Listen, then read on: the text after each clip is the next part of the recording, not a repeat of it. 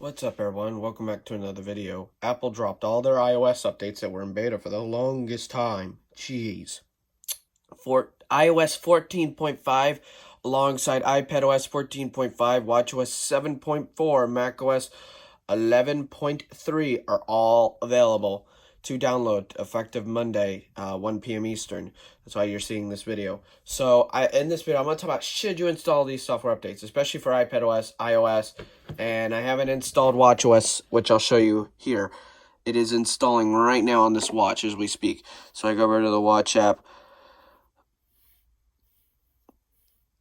I was setting up the wallpaper for this video. But if I go over here and you can see it's installing on the Apple Watch.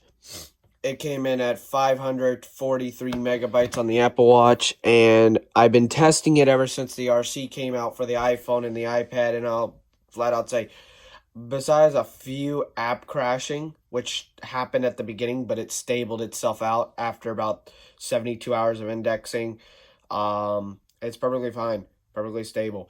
Now, stability-wise for the iPhone 7s, 14.6 beta 1 has been stable, but like I said, it's in beta. So if you're looking for a software update that is completely stable and it's a public release, 14.5 is your next best option. And then you got the tracking pop-up with apps that are for the tracking, which are being enforced starting as... Whoops, that fell over.